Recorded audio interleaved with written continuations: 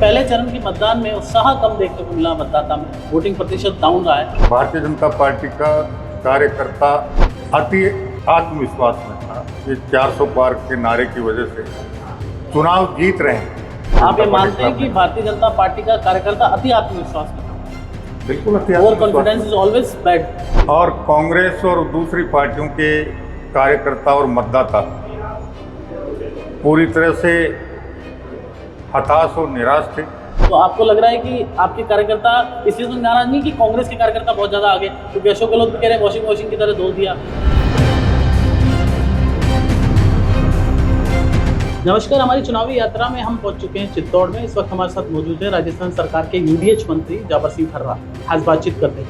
जाबर जी, राजस्थान में लोकसभा का चुनाव है, लेकिन पहले चरण की मतदान में उत्साह कम देखने को मिला, मतदाता में वोटिंग प्रतिशत डाउन रहा है। क्या रीजन है इसके? देखिए, दो बातें थी। भारतीय जनता पार्टी का कार्यकर्ता और मतदाता अति आत्मविश्वास में था और कांग्रेस और दूसरी पार्टियों के कार्यकर्ता और मतदाता पूरी तरह से हताश और निराश थे।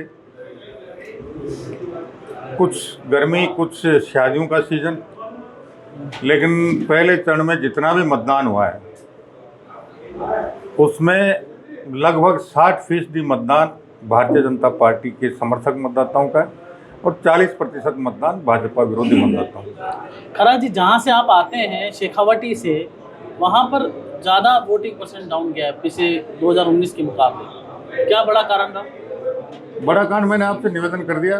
भारतीय जनता पार्टी का कार्यकर्ता अति आत्मविश्वास में था। ये 400 पार के नारे की वजह से चुनाव जीत रहे हैं। फिर भी मेरे खुद के विधानसभा क्षेत्र में जिस दिन परिणाम आएगा उस दिन 65% कुल मतदान का भारतीय जनता पार्टी के पक्ष में निकलेगा, 35% भारतीय। आप ये मानते हैं कि भारतीय जनता पार्टी का कार्यकर्ता अति आत्मविश्वास में था? बिल्कुल अति over confidence is always bad. लेकिन ओवर कॉन्फिडेंस बुरा होता है सर? बुरा हुआ इसीलिए तो मत प्रतिशत थोड़ा नीचे रह गया। तो भारतीय जनता पार्टी को नुकसान होगा, जाहिर सी बात है इसमें। अंतर कम हो गया। अच्छा, वोटों का अंतर कम हो गया, जीत का अंतर कम हो गया। अच्छा, तो आपको लग रहा है कि आपके कार्यकर्ता इसलिए तो नाराज नहीं कि कांग्रेस के कार्यकर्ता बहुत ज्यादा आगे, क्योंकि अशोक गहलोत भी कह रहे हैं वॉशिंग की तरह धो दिया।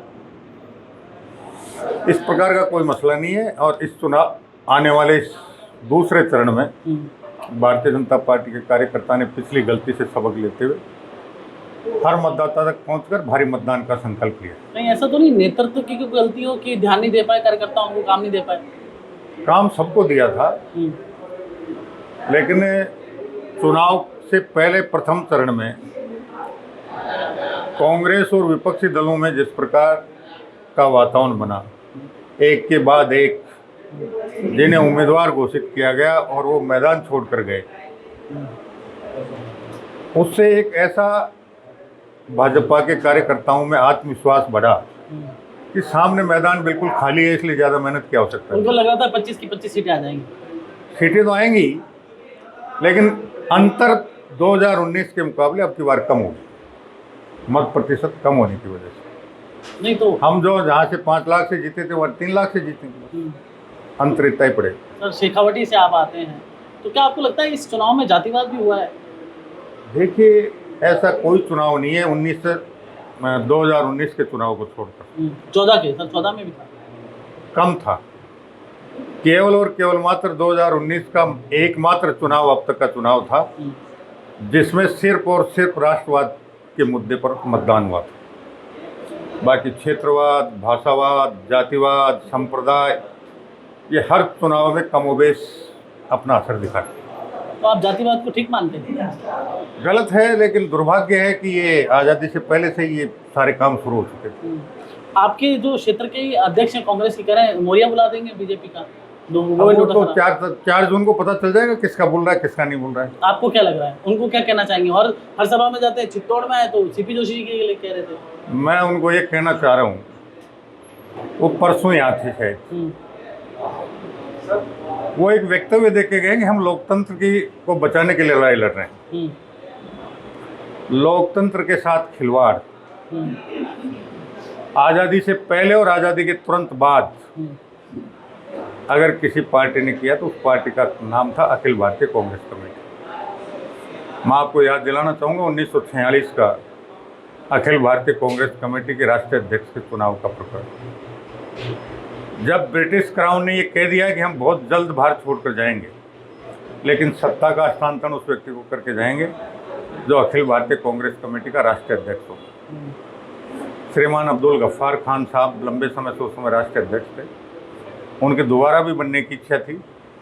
कांग्रेस के शीर्ष नेतृत्व ने इस डर से अखिल भारतीय कांग्रेस कमेटी का महाधिवेशन नहीं बुलाया कि उन्हें 1938-1939 याद था, जब शीर्ष नेतृत्व के खुले आह्वान के बावजूद नेताजी सुभाष चंद्र बोस भारी बहुमत से राष्ट्रीय अध्यक्ष चुने गए थे।